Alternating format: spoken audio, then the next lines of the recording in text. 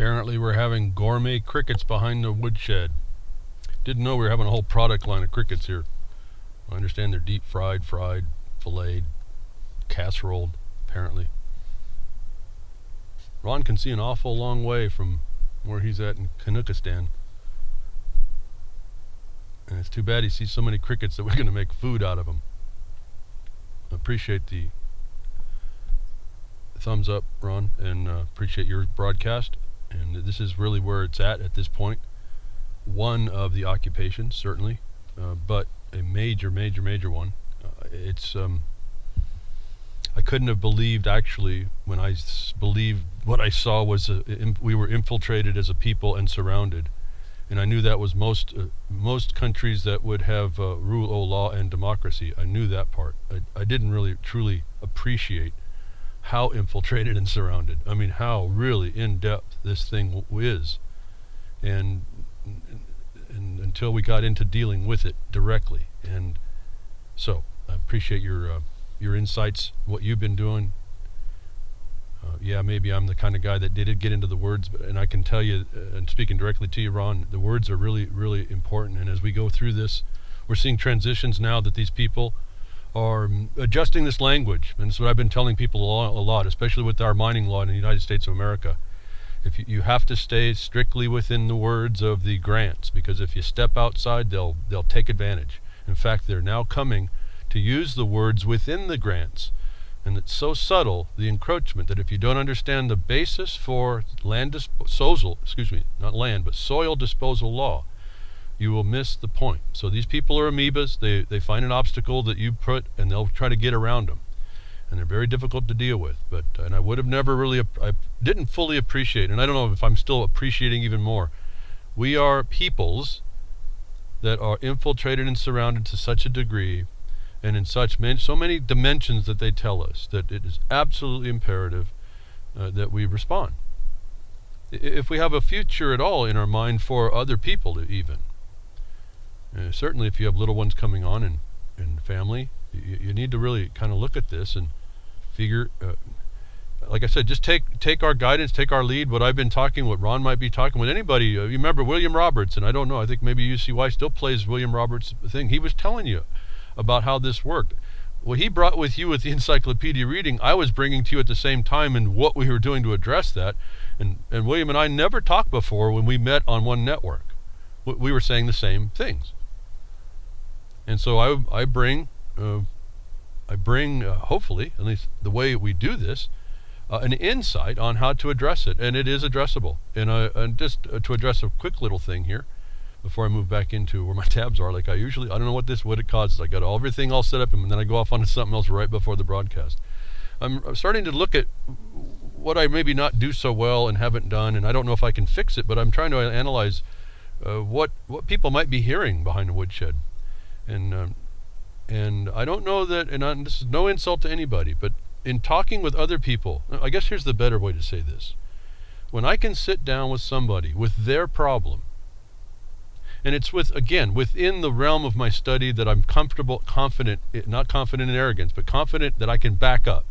I can show the evidence of the steps and the crumbs of how I got to the part where I'm at to bring anyone along in their problem. They tend to get it. It takes a little bit of adjustment. It takes a little bit of reorientation. Then it takes going to those places, thinking about it, and seeing. Really, it's a new way to see. Then it starts to come clear. Now, and it's only in that small area, but it is that area. And this has never failed yet. When I can sit down one-on-one with anybody, it doesn't seem to translate where everybody thinks in their mind that I'm communicating to you, well, here's a thing, and here's a thing, and here's a thing. And I looked in the chat here. We went in RLM chat, reallibertymedia.com is where I've got a couple of chats going, actually. That's why I can't watch them all.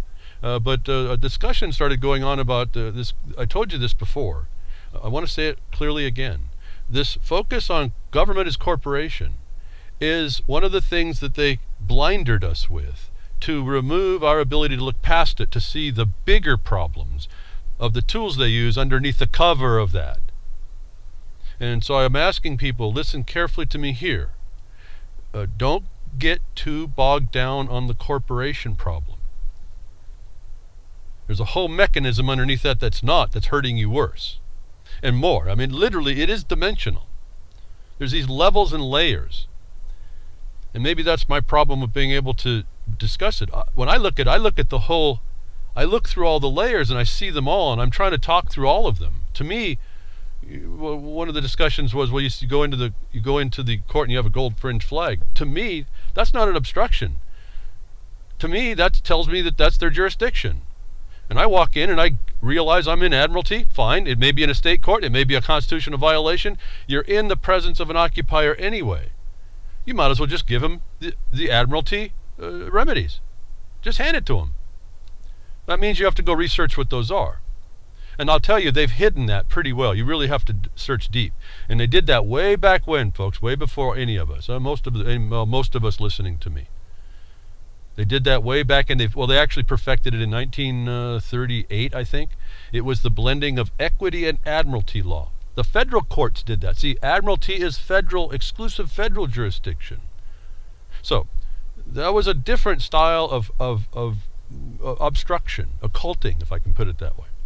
And don't get worded out about all these terms. I mean, I'm just trying to explain that these terms tell us certain things, and we can look at them and tell them they guide us. So those of you that are getting all wrapped up in this government is corporation, okay, it is. I can show you how. But there's in different capacities and dimensions, and they use all those layers to defeat you, essentially. And when you can look through them and you see what they are, you know how to avoid them or get at their weak spots. You hit the soft underbelly. You find their Achilles heel. You take these presumptions I tell you about, you flip them over on them. You learn the narrowness of where we are, the narrow path. Like I was communicating with somebody here, and I remember now, I talk with so many people.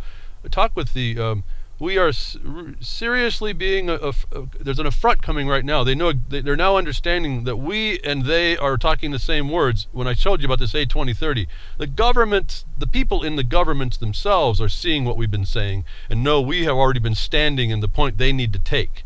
But see, they can't take it. And so what they do is the words, so I get back to the words are very important to understand. I know it's boring, but you got to put a purpose behind why. You're looking to examine the tools, get your decoder ring so that you can perceive what they're saying and what they're doing. Simply, let's get to sustainable development. These stakeholders, they know they have a problem. They know our court case in 2013 was all over that. We enjoined that process. Now, enforcement's a lot more difficult. You're dealing with global organized crime, so you figure out how that's going to work and how fast it's going to take. It's not like we're just going to flick a switch here. The point is that we attacked exactly what that method is that they are using. And we attacked those entities and the members and their people inside that are wielding that spear. They're giving us the shaft with the spear tip. We have record of that we brought up close, and we gave them the knowledge that we see them. And we see what they've done, that they have to make this change.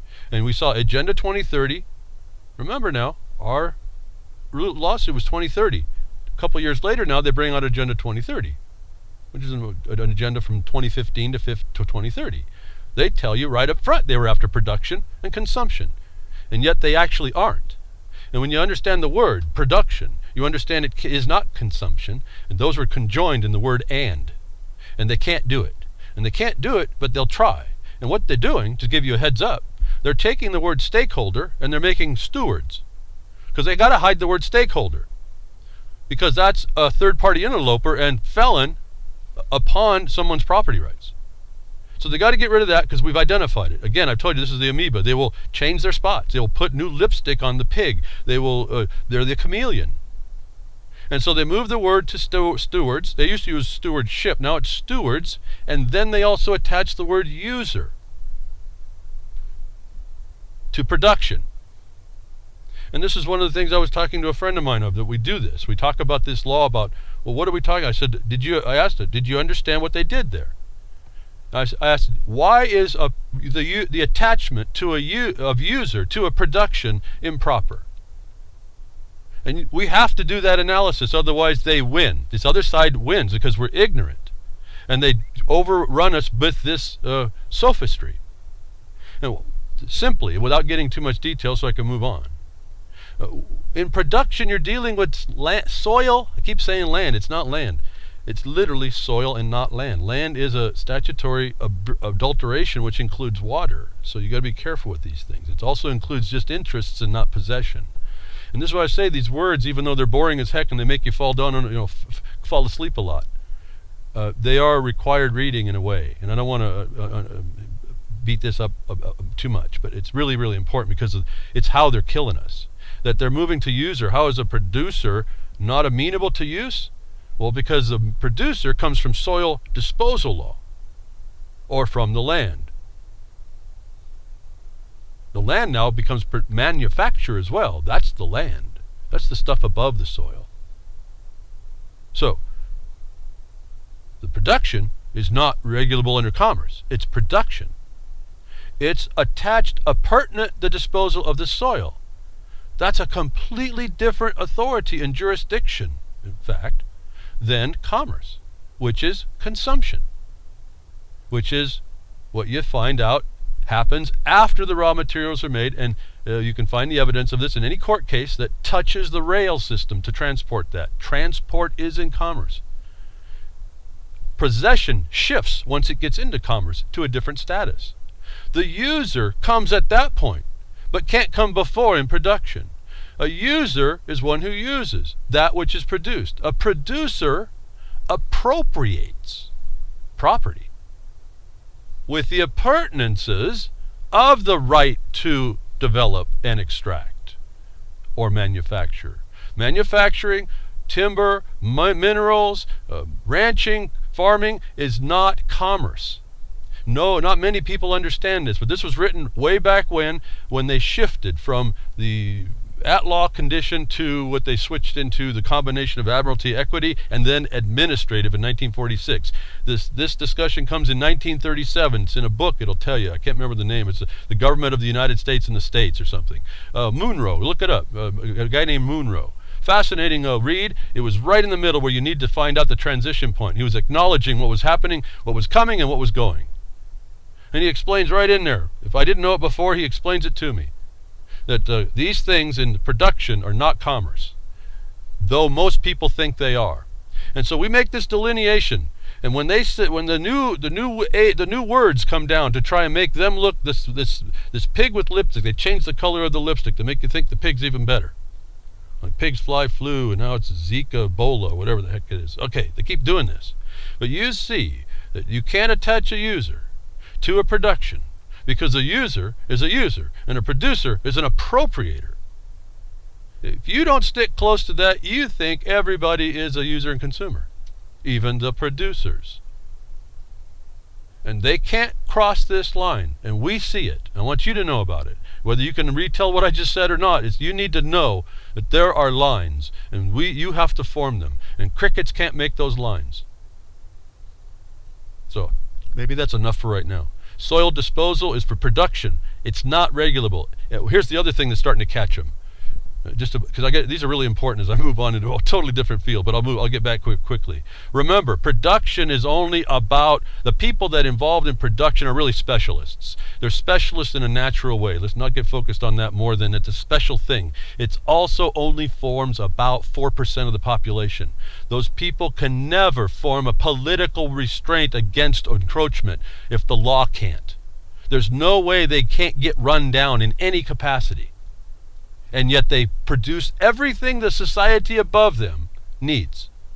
Why? There's a brilliance in soil disposal law that everyone needs to understand. That it separates out, the protection you see in the Declaration of Independence separates out that which sustains a nation from that which is can be monopolized, manipulated, adulterated, commercialized, profitized, and all this other thing. That you're not supposed to touch the production because that destroys your whole works. That you are not supposed to politicize production because those people cannot be politicized in and of their own. They never make up any kind of majority to make their voice, their lobbying worth it.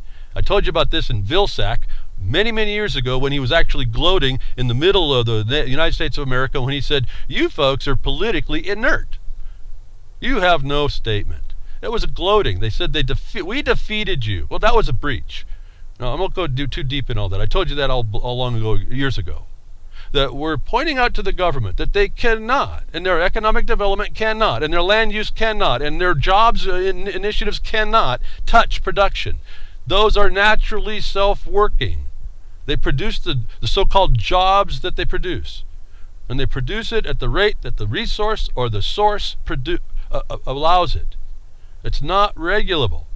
Only the man and the woman doing that is best to determine that. We see that in the mining law. The mining law gives to the one possessing the grant, possession of enjoyment and use exclusively to the property claimed.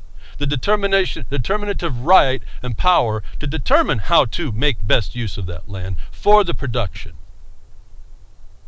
That commerce is not production, and the politics is commerce cannot trespass. It is trespassing, but it's a crime when it does that no one stepped up to call until, well, we came along and we figured about this part.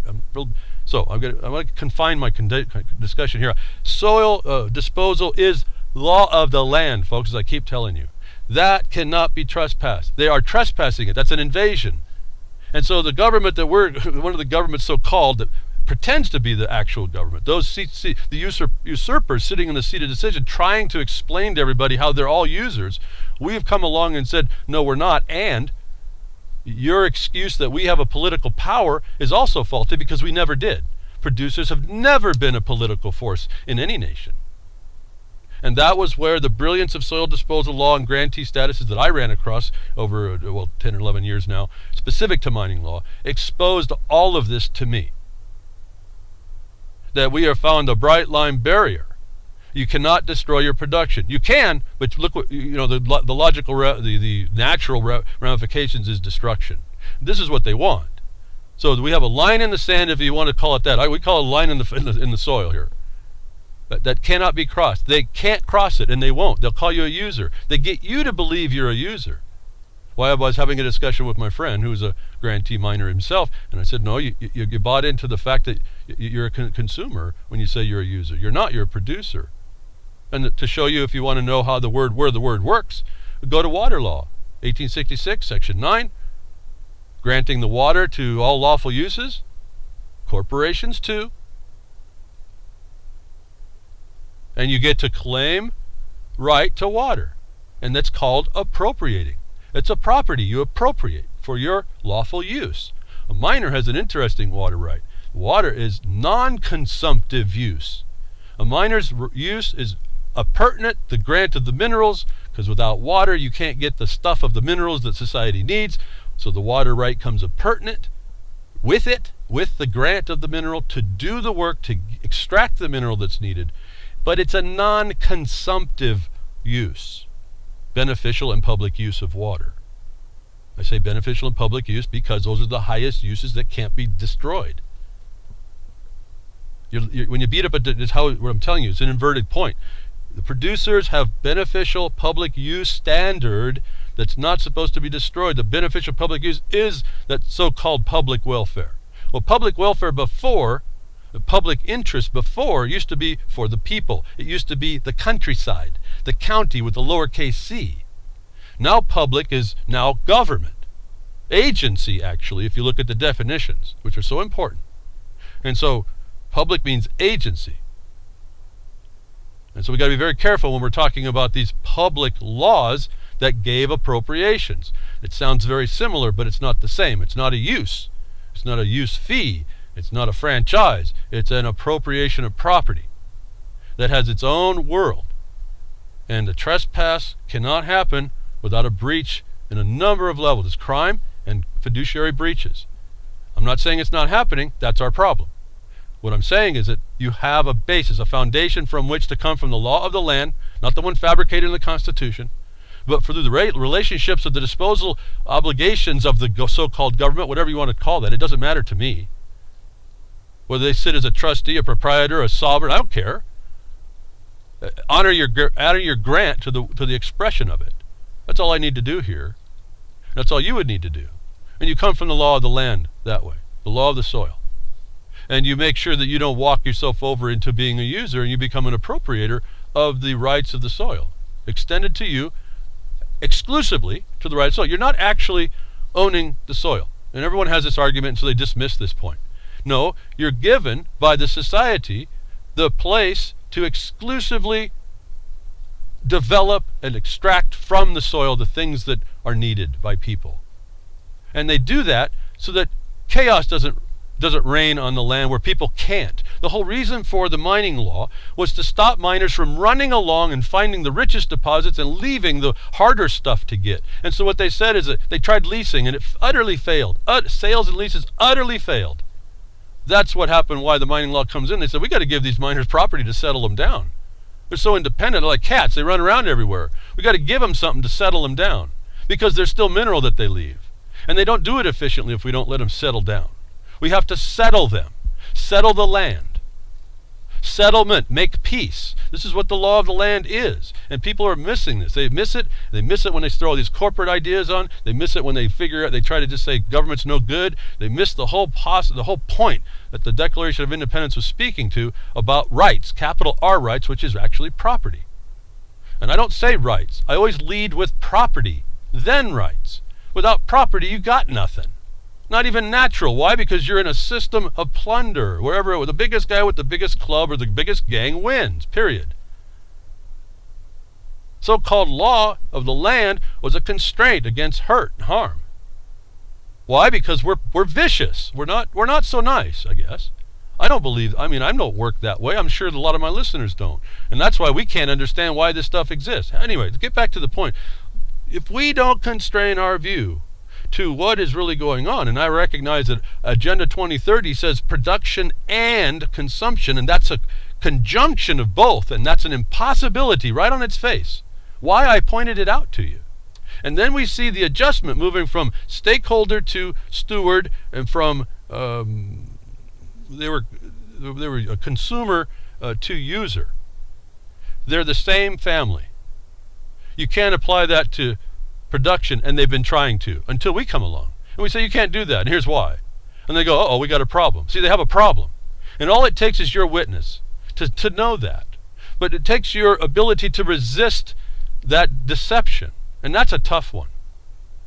And we're in a field of deceptions. We're in a we're in a battlefield, America, everywhere, global.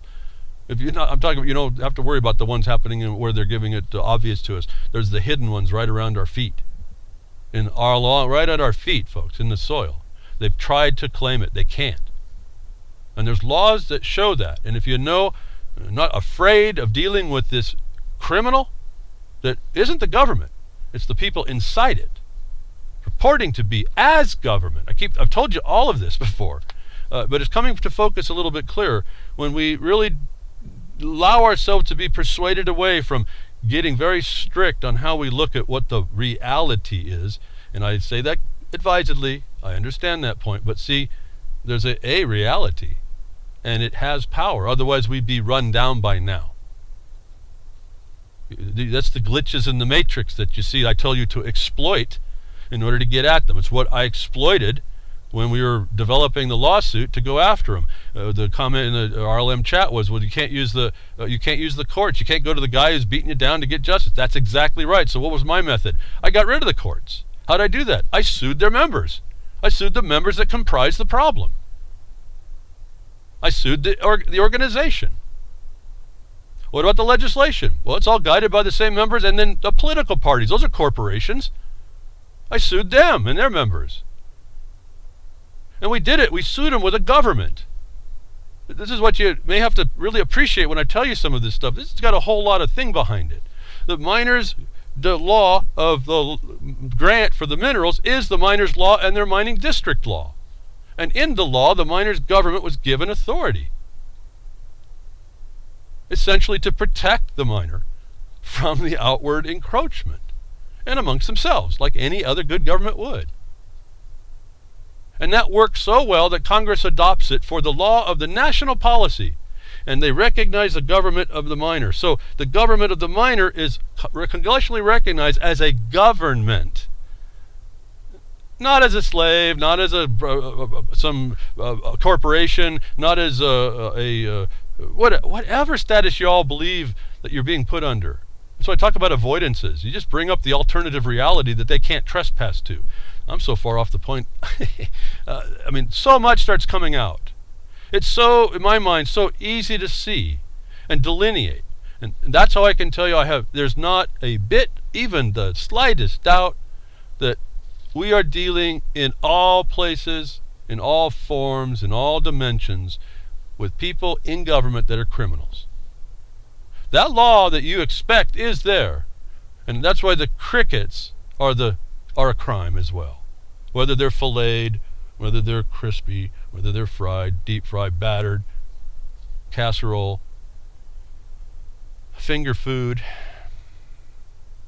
We can't, if we have a if we until we respect ourselves enough to understand we need a better day and work for it, it's not happening so well. And the ones with the plan against us, the brutes that have convinced us by their wordsmithing, are going to win the day. And so I'm just asking, I can only ask you to, however long you think you have here, however you think you understand the way things are, don't lock yourself into excuses, into inaction. And I know a lot of people don't like to hear a bit of that, but it's not a judgment from me. I'm just telling you what I've had to go through. It's an experience. I have no critical thought that way. I just know this is the thing it takes. And if we don't want to engage that part, it can't happen. It's just, we have no way to get there. And like I said, I can sit down with someone who's been listening to me for a long time and doing their own study. Most importantly, the ones that have done their own study has been a joy to work with, even though it takes a little while. To be able to watch someone take the knowledge, which I tell you, it's like a bunch of, your knowledge about what you think you know is all these different stars in the sky, and they're actually just like sawdust in the breeze. And I find out what you think you know, and then I pull the sawdust pieces out, and we slowly make a press board that you can start using to build something from. And it takes a while to do that. You can imagine working sawdust piece by sawdust piece to build the board that we needed, the plank to go beat them with in the proper way behind Woodshed. That I'm feeling I'm failing, but I see why, but I don't see how to go beyond. More to tell you, don't use the stuff you've heard on the internet and let it close you down. Get past the idea of the corporation. It's there and it's not there. It all depends on what you're dealing with within the context of the construction of society that's provided for things for us that have been adulterated. I think I see, more importantly, people are rebelling against the wrong they see that ought to have been different, more than understanding how it's correctly done and then going to enforce that. Which time and day we are to the point of private enforcement. In other words, we will do that so-called citizen's arrest. It's here, folks. It's been here for a long time. What I've been trying to explain to you over years is that you have to develop a record that shows you tried everything else before you went to the right to alter or abolish the government as you saw fit. Our lawsuit did a majority piece for that, for everybody, if you understand what happened there. And I can explain it to anybody who would like to have it explained, even though I can't really produce the documents yet while we're still finding out, maneuvering how to arrest organized criminals that are bigger and badder than you. Why? Because you, as a group of people, are so inept and so incapable of joining under a real common cause. Not the one they tell you about they want to impose on you, but the common unified action of independent people. We are so divided, even within I can tell you, the microcosm of the minor is the macrocosm I can identify as the problems in America. It's everywhere. It's global. It's us, folks. It's the failure of people. It essentially becomes ego, I think, at some root level. And if we aren't going to overcome that, to come together, to do the things we need to do, it really is over. Because divided, we fall, folks. This is not my words. A lot of this stuff I just wonder, I wish I was just an encyclopedia of old phrases that would just come out of me and that could make a dialogue, like you do in a court case. Everyone gets all these court cases and these little phrases from the court, and they compile up, and the lawyers do this, you compile up phraseology from other court cases that you string together to make a point. No one seems to look that wasn't your case. None of those cases may have been your present. The facts presented were not. The people may not even been the right jurisdiction, the right subject matter, anything. They just go ahead and stick all this stuff together. That's how this thing works. And it's all an illusion. The Bar Association is sitting there doing this, just running this stuff through. They go through a system that's private. That's where your public is. It's private international law on you, substituting your de jure law. I've talked to you about that. In 1953 that happened. Another occupation that allows this newer global occupation in through the Bar Association admission. We got all the documents. And then the method we've identified is clearly what, again, getting back to Ron's Game On show, absolutely what he's dealing with up there is what we're dealing here in a slightly different form, but all the same response reactions, applications, and everything. It's not necessarily locked in corporation. I didn't focus on corporation in our lawsuit. That became a side issue when we went after the judge who didn't have jurisdiction to try and get rid of our case, the federal bar member. I knew that was coming. That was part of the strategy. When he came in, I came in, and we came in, and the district came in as the government to say, hey, you just trespassed on our case. You committed fraud on the court, and you're a judge, so-called. You're a party to the case. I sued your membership, even though you're not party. You're not active. You're still a member.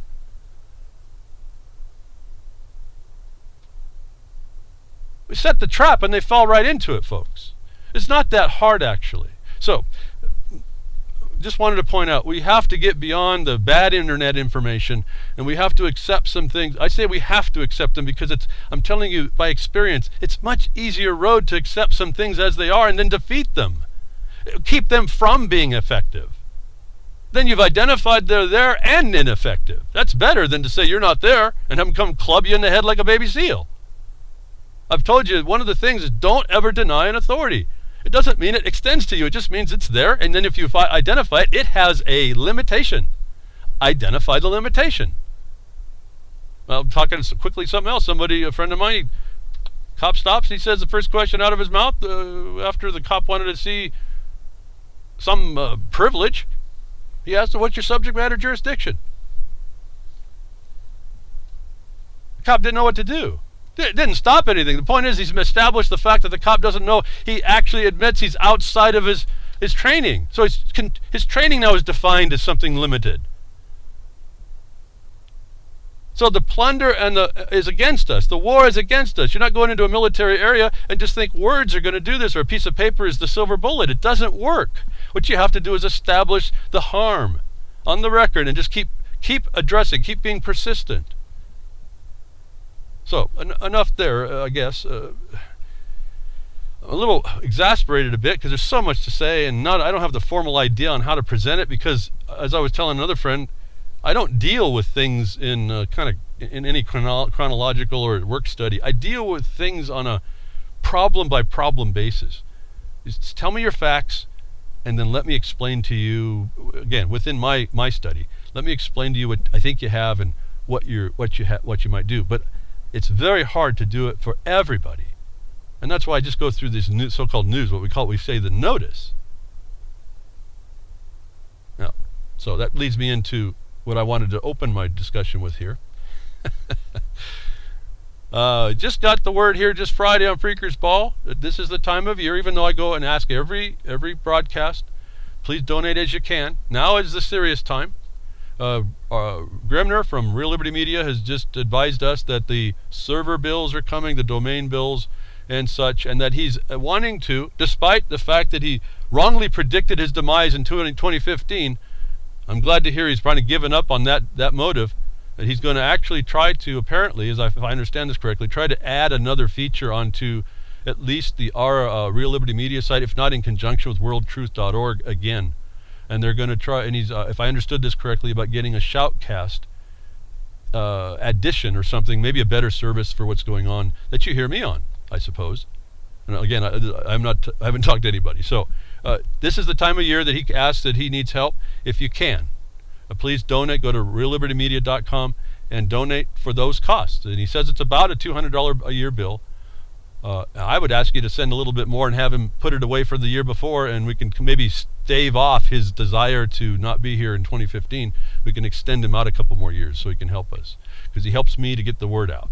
If you value what I say, please help him to get my word out. And the others, anybody else that can come, any of you, there's space to go and bring your voice. And so donate. I was going to read the definition to you instead of say that, but I'm just going to say donate. To provide an electron for a combination with an acceptor is directing you to go to the digital currency, the cryptocurrency that he has, whether it be the Doge coin, the dope coin, or whatever he has there, the Bitcoin, please. And I say, go ahead. I'm not familiar with it, but you can get into crypto coin. I would say use it for the tool it can be. Be careful not to put all your eggs in one basket, but he'll accept lots of crypto coins. He'll accept the Doge coin. And remember, on my blogcaster, I've made the Doge of War coin, which is actually the same thing, but that's just my flavor behind the Woodshed. We're in a war, and the Doge of War has his little aviator cap on, and I hope a lot of people see that and chuckle, because I had a lot of fun. It took a little while to make that, even though I'm not an artist, and I have fun with that myself in my mind, and it was hopefully to give you another place to go ahead and donate. So I'm putting a little bit of time in this one. It's really very important. Grimner has put this out on his own, and he does this. He's done it up until now, and then he gets the donations. But he's made a specific request now, and I would ask you to don't hesitate. We got lots of ways. I think they got PayPal. He's got lots of things. Just look down the right, one of the I think it's the right-hand margin. You can find lots of ways to do it. Please help. And that would then go for everybody else that's doing this. But in particular, this is the time of year when he asked for that, and I want to make sure I say that without equivocation. So important, the work that goes on behind the scenes all day, every day, all the time. And Barman, the little script creation in the chat room that Grimner puts together, fun little thing. I don't know how to use it. I see people tell me, and I don't know. Anyway, it's fun, and it does and it cracks me up that this thing responds. It's a bot that responds in the chat to your you can give somebody a drink, and Barman will give them a drink if you want. So a lot of cool little things, and I think there's a little video as to what to expect in the basics of RLM, and I can't wait for the extended version on all the super fantastic features in the next video. But anyway, please, if you can, and don't take any insult for me asking if you can't. Listen, I can't either, and that's real hard on me, but I understand. I understand what's going on here, and I appreciate that there's others that can't do what I can do, that can do what I can't do, that might be able to contribute, and that's the part we play. That's the part we play in this.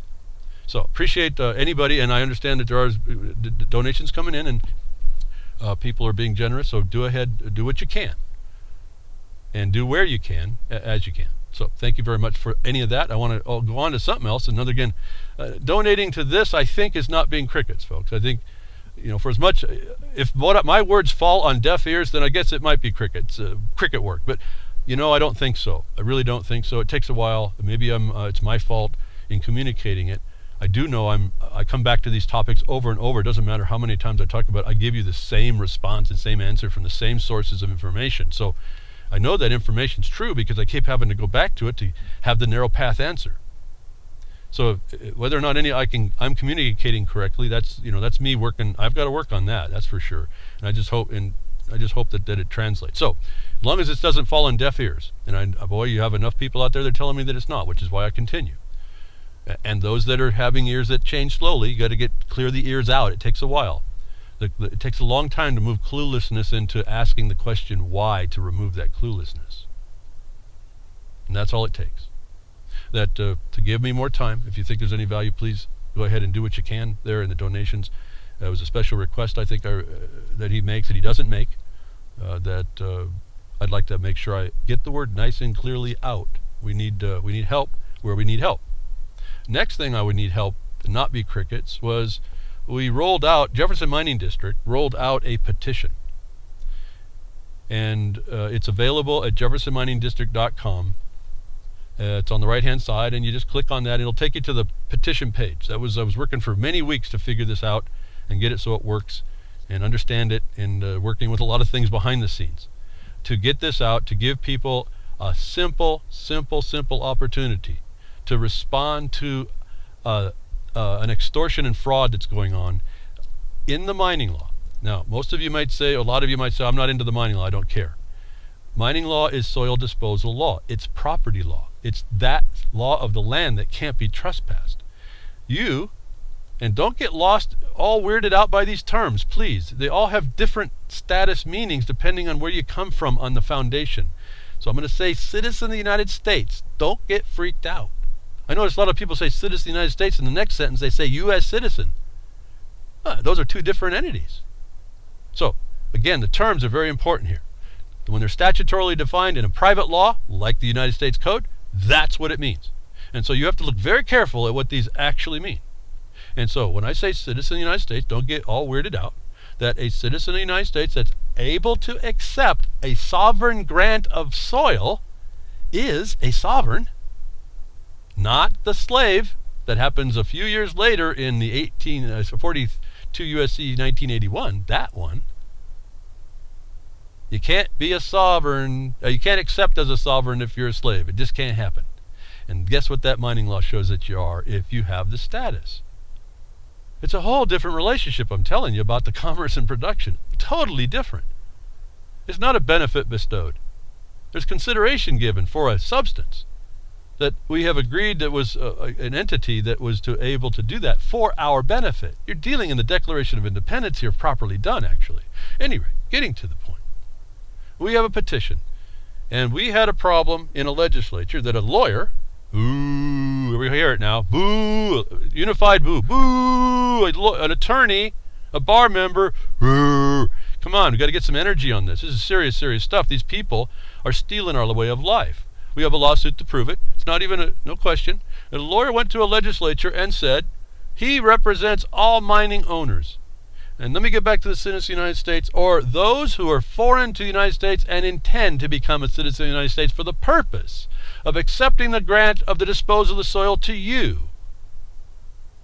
You, anywhere, in that capacity, have the right to go fill out this petition because you have that right in the state of Oregon, in the state of Nevada, in the state of Washington, wherever there's lands available to appropriate minerals under the grant, and you have the right to prospect, which this bar member had come into the legislature as a friend. Why the petition says, with friends like this.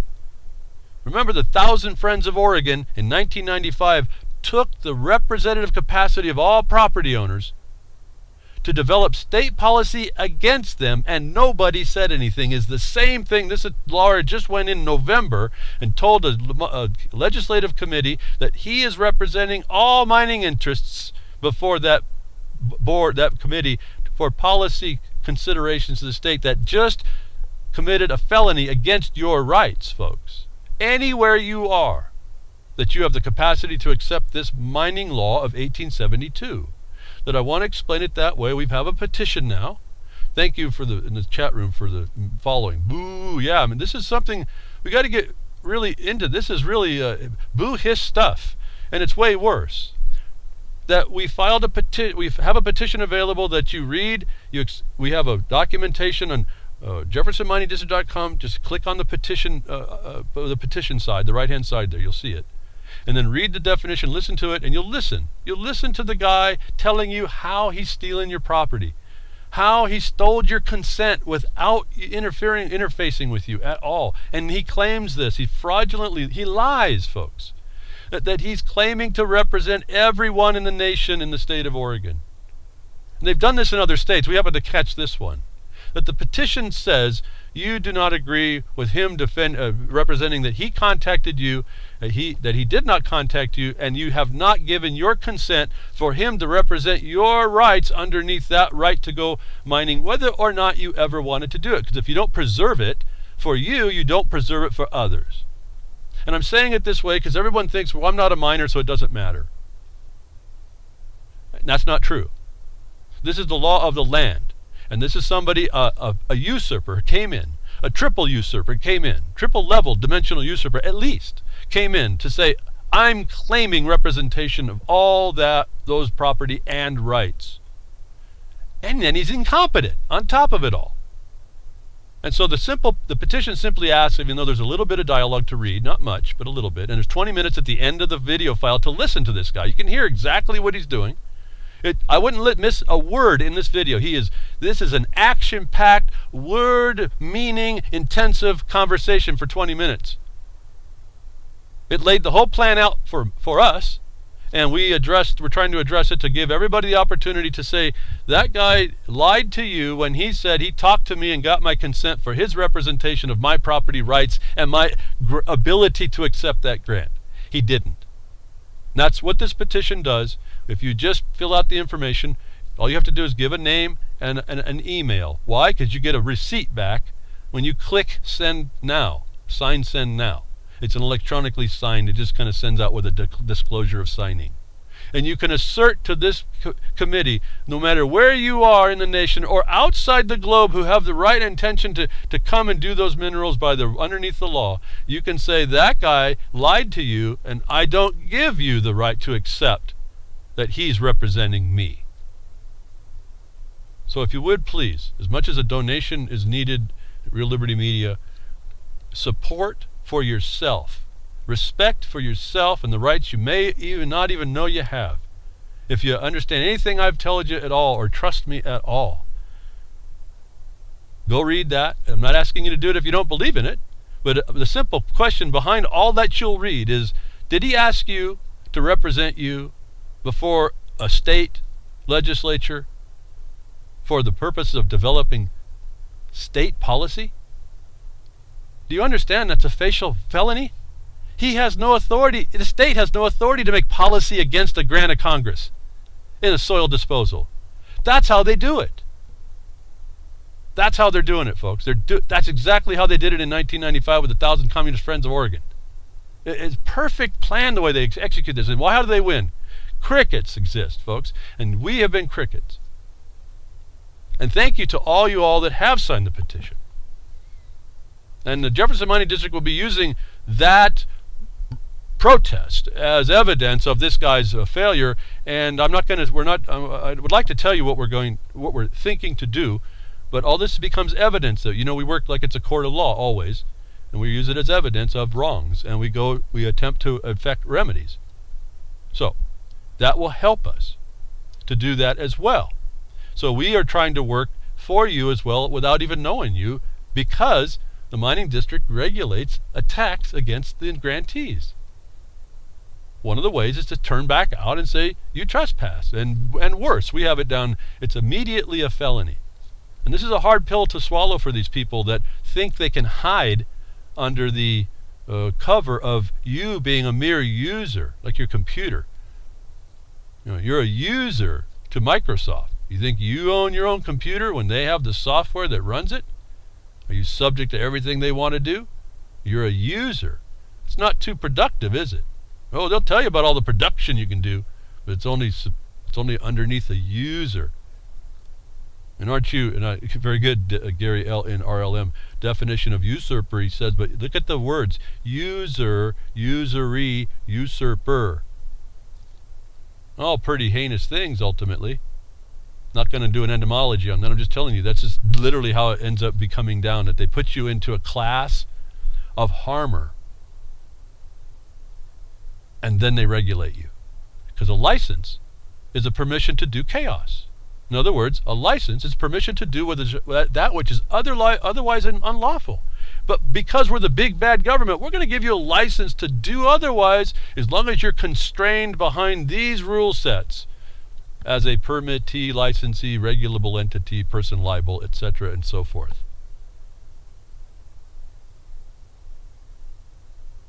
I'm saying a ton here as I'm thinking about that. I just had to pause because I'm saying a ton here, folks. It's the crust of a major, wealthy, valuable mineral deposit of knowledge that I'm giving you here.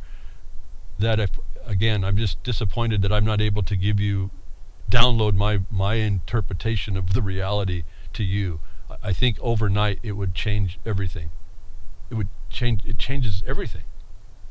Does it Again, there's a mass to deal with, so we got physics to happen. It takes there's a momentum built up in this nonsense, so it takes a while to run down. But if everybody was putting their shoulder to the correct wagon to get it back on the road and then get it in the right direction, it would be a lot less work for every individual one of us. So if you would please, and I maybe said it enough, jeffersonminingdistrict.com. Go to the petition link. Go ahead and click on over. Read what's there. Understand you're seeing some pretty concentrated petition protest in the petition itself. But that's what needs to be said to set the record that Jefferson Mining District will use as we move in to effectuate the notice to the district that there were people that were lied on, that in their name a fraud was committed. And it was done by one of these professional trade union members to steal their property. It's a felony. And the members that accepted that may have committed a felony too, folks. We have to exploit that. You will help that. You'll help Jefferson Mining District help you. Just by understanding what that petition is and simply putting the cost of some mouse clicks and some keystrokes. And I'm going to have to confide in you. I'm amazed at how many people won't fill that out in defense of themselves. And to be honest and frank about this, those people that cannot see what's going on there may not be worthy of the society and the property, the law of the land they profess to be protective of or embrace. I'll let that rest on you. It's there, it's available. We've done as much as we can to make it simple and understandable. And do appreciate all y'all. It's really kind of nice to see everyone coming in from all over the country to fill that thing in. So it's really going to put a big, if not worse, at least a big black eye on everybody here. But see, it took a witness against the theft. And that's the part you play. That's the thing. That's all we are right now at this point. We're witnesses to develop the record that shows when the harm happens, there's no accountability. And we expose the system is incapable. And guess what we get to do when we make a record showing we've exhausted all other remedies available? We now give ourselves that license that the Declaration of Independence says we have to alter or abolish as we see fit. It doesn't take the Second Amendment arm. It may take your arms. It may take arms to pencil. It may take arms to raise your hand in a meeting. I don't know what it's going to take other than violence for sure. Even force in defense. Because ultimately the law resides in the people, doesn't it? That's the law of the land. It's just that they get the people divided and there's no way. They bring chaos. They bring anarchy in. That's the democracy. Democracy, another name for democracy, and the military knows all this, is anarchy. It's a state of a state. It's a state of a society in essentially dysfunction. That's democracy, the mob rule. It's when they get you divided amongst yourself and you lose the focus on what the foundations of your existence is. And that's why this mining law to producers and law of the land, soil disposal, production has been so critical to understand, at least for me.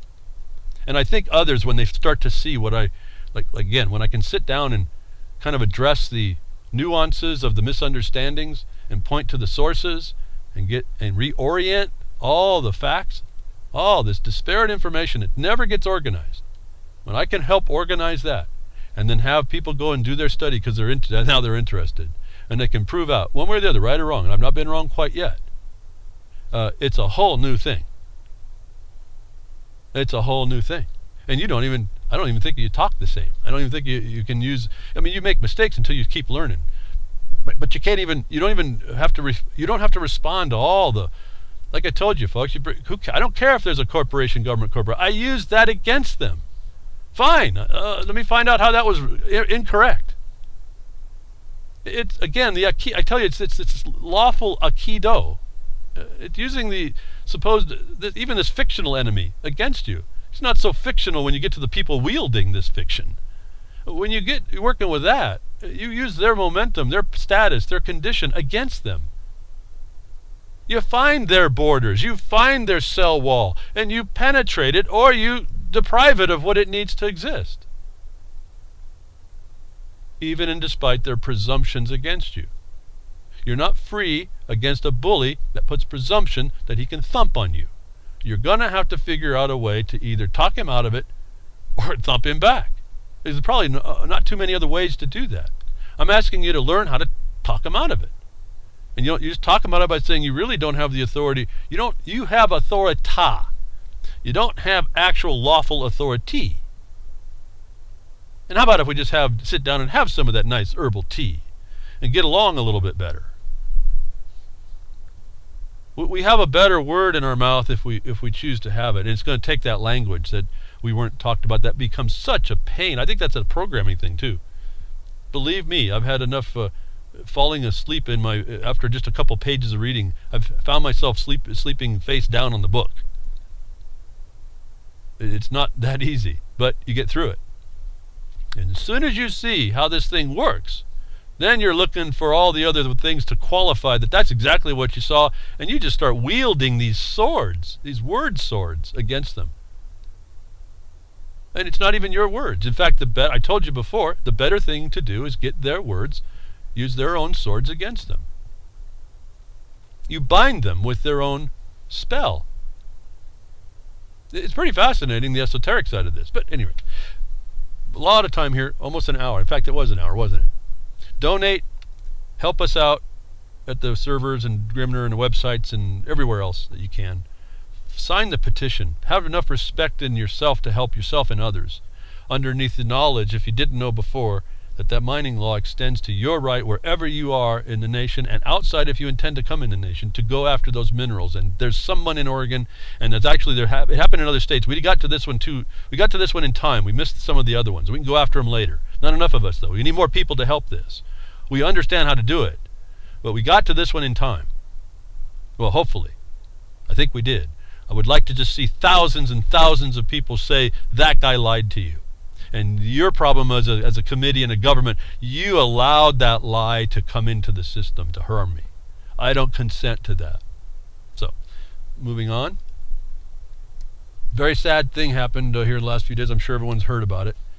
The siege over there in Burns, Oregon, resulted in an ambush and execution.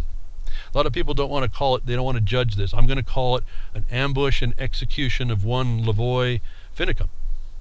Happened to be the most peaceful guy. And this may be the power. He may be the actual martyr with the innocence, if you will, that may drive people to understand that we are in a military occupation. They don't care about you. They care about protecting them. They don't care about killing you. Now, I'm not going to go too much. I'm sad to the point. I mean, the man died. I don't know how I can be happy about that. But I did what I could to get some information in. They've discounted it. I want to go through here a couple things, not to dissuade the loss, and rest in peace, Lavoy Finicum. That was a tragedy. Tragedy. And we got video, all right? And so we got statements now coming out. And I want to show you how easy it is for people in good intentions to use a lack of understanding to advance the wrong thing and and then take it advantage of to advance another thing that supports the system when you're not truly understanding. And I say that advisedly. I'm saying that with the presumption I have a better sight than these guys do, but I think I'll be able to prove it here when I go through this. I have quite a few links. If you want to know about this shooting, it came out, the FBI releases video of the shooting death of an Oregon protester. They didn't call him militant there. That was at least one thing. Again, you watch these words, everyone, even in the alternative, they call these guys militants. So we got to be very careful in how we do that. But that's not the point anymore. A man died at the hands of government in an ambush. And there's lots of questions I have on the legal side of the so-called routine traffic stop. Now, folks, I don't know how many routine traffic stops we're having FBI agents in the trees. But they called this routine. I don't know how many routine traffic stops have a ready-made roadblock in a blind turn a mile or two up the road from the routine traffic stop. And I don't know of a routine traffic stop that purports to have a warrant for a general warrant and they stop a wrong car, a second car. The guy in front isn't told to stop. He takes off and they end up killing him, but that a warrant to stop someone that they didn't execute on. I don't mean execute by kill. I mean execute the process of arrest on the charge of the warrant. The state police claim they had to pull the second car in line over. We have possibly clearly an invalid stop to begin with. Notwithstanding all that analysis, I want you to see something, and it's people again pulling together, getting this information. I called it right off the bat. It was being described to me on a phone. I didn't have a picture of it at the time. It described to me what happened. And I said at the time, when I was told, he put his hands at his waist. And I go, why did he do that? He came out of the truck with his hands up, and then he puts his hand to his waist. I go, that's a major problem. He shouldn't have never done that. And it occurred to me. I asked, did he get shot? He knew to put his hands high, and then he's got his hands at his waist. I'm being explained. I said, did he get shot? Well, it's starting to turn out, and this is where you got to really watch carefully. It turns out he looks like he was. So FBI releases video. They thought they were going to come out and they were going to show us transparency, right? Well, they want to have you see right through what they're doing. They misstated the beginning of this. They said he had a 9mm pistol. The people in the truck said he didn't have any pistol. Whether it was his regular sidearm on the right or the 9mm the FBI claim one is in the left pocket of his jacket that they claim he's reaching for. In fact, we now have someone who has highlighted the very point and enlarged the very moment that Finicum comes out of the van, comes walking. Actually, he's already out of the SUV, and he's away from the SUV. And a video has been created by who is it? Shuff 1111 on YouTube, showing somebody comes from the road, not the two cops you see, up behind the car, comes out, and if you figure out the angles, as soon as Finicum comes out from behind the vantage, the protection, the cover of the SUV, this guy in brown camo takes an immediate shot. Finicum starts to respond, but the guy's already turned his back and running away. Now, if there's a threat on you, you don't turn your back to that threat. Finicum is responding to what is an apparent gunshot wound given by a guy behind the cop. Pretty neat little shuck and jive here they did. And you get to have the video to see it. Somebody has picked this up and I highlighted it for us. I have the link for you if you don't find it. Blogcaster page is available for all of this. I don't want to really... There's so much to talk about that's no wrong. Just understand these OSP officers murdered this guy, executed him, and they had the help of a camouflaged one. Now, I don't know how routine that stop can be, but this is what they're saying. And then they've apparently planted a gun on him as well. There's a lot to be said around this that I think you need to make yourself aware of, because this is the future now. This is what I was telling you was coming. I said one day you're not going to even be able to surrender. When you see that guy come out from behind the car and shoot, just as soon as he breaks the line, the plane of the protection of the SUV and run away, and then because of the response to the bullet in the guy's left hip, the other two cops shoot at each other. This was an intended execution. Don't miss the comic part of this as well, and the tragedy. The Keystone Cop matter of the guns pointing at each other, the cops pointing at each other to do the shooting. Now, back to the serious part. They executed a man on the highway. Folks, even if he had a gun, they don't have the excuse they feared for their life because he had a gun. You have a right to bear that arm. They have to expect that. That's one thing that doesn't seem to come out. That's why you have to intend to draw a weapon or intend to use it. That has gone away, disappeared from the requirements anymore. It's up to us to now reinforce. And now there's going to be some protests on that death, and it may actually reignite the martyrdom part of this, which I don't, it's hard to say that word in a way because of what it connotes. But this guy was murdered, folks. This guy was was summarily executed, I understand. And that's exactly, as I'm thinking, there's a story out there. 2 words used to describe Oregon protesters' death will have some demanding answers. And this supposed constitutional attorney Chris Ann Hall actually used that term, summarily executed. Absolutely. No due process. Absolutely no due process. Now you'll know they'll do all the we feared for our lives. There's not going to be any comment. The fact that he's standing in almost thigh deep snow trying to keep his balance, and then this guy comes out and shoots him. You got to just look at that point. The point where that shot gets taken and what the guy does right after to understand this was a hit. This is a murder. The blood of Lavoy Finicum's blood is on the hands of everyone, including the governor, who wanted, she's bloodthirst that she wanted. She got it. We can be crickets on this. I'm asking everybody to rethink how they're going to approach it, though. There's a little different way to approach what we're seeing here that'll be more effective than what has happened, and again, what Ammon was doing, which is what I tried to advance, that they thought was an idea, a mere idea. And thank you for the heads up, emailing me, the emailer that emailed me to point out things on different broadcasts that I don't have time to listen to, the nubbin of what happened, the statements, so that I could be aware of that. And my response to the fact of being told through third-party, fourth-party channels on another network that what I told them got to them, and they thought it was just a mere idea, I responded saying what I provided was not a mere idea. It was the law. And it was the law that respected the Constitution the people like Ammon were saying they were supporting, which made their denial and denunciation and non-use of what I offered. It made them a hypocrite to their own cause.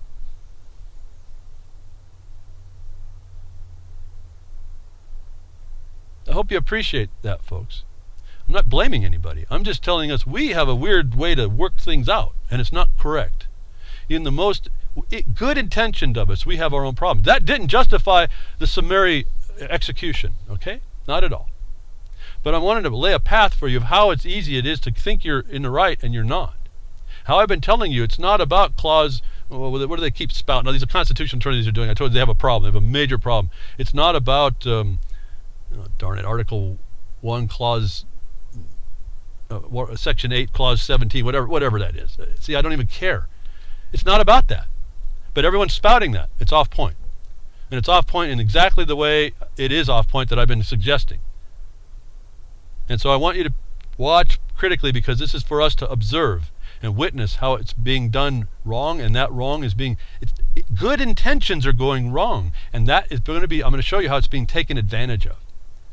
And it's our lawsuit in 2013 that really is the foundation for coming to see this eventual other corruption that's going to go on and for people. We're not educated to understand. We're ignorant to what we need to be looking at, and that's all being used against us. Anybody I see doing this consistently knows those limitations are in you, and they continue to use them. Should be a concern to you. Why? Protocols of the Elders of Zion, when I tell you is a manual for your human frailty, in part, because there's more, should concern you very, very deeply. And I know it did me. But after the shooting, after this, you can see a summary execution. Mark on the beast at yahoo.com if you think that it wasn't a summary execution when you see the close-up explained to you, because there's so much going on. So much going on. And there always is. You see how pitiful I am as a witness, even though I see a lot, how pitiful a witness you have to see over and over and over and over. Then you're still drawing this stuff out. How can any witness in one time in the moment even see anything accurate? Is really it's another lesson on why the jury trial at some level is really a trap too. The lawyer for Lavoy Finicum, who was out of Arizona, he had across the border from Nevada, across from the Clive and Bundy Ranch. And again, this underpins what we sued, this method. This is the effect to the cause of the method we enjoined that was already in Harney County before we got there, but that I was exposing was the fraud on the people and the property, and against the making war on the Constitution, that I advanced in a 5-minute statement to the guy who I was talking to, who says, again, he advanced it to the people, and they decided this was just mere ideas. The law I was telling them and how to implement it, the more proper application, was deemed to be a mere idea. Fascinating. And so, I'm not saying that the knowledge of this would have saved Lavoy, But I don't know. He may not have been in that. They may not have went to John Day, because my suggestion would have been you collect up and you work this out, what I'm telling you, and you send out emissaries that are the active part of getting the word out, what has to happen, and who the ones in the towns and the committees and the commissioners in particular, how they're acting as felons and contrary to the way of the people, to get that knowledge out, to show, don't just say it, but show here's a law that they're violating, and to support now what's coming out now as a emotion, asking for the resignation of officers instead of having the law of the usurpation and the breach of law.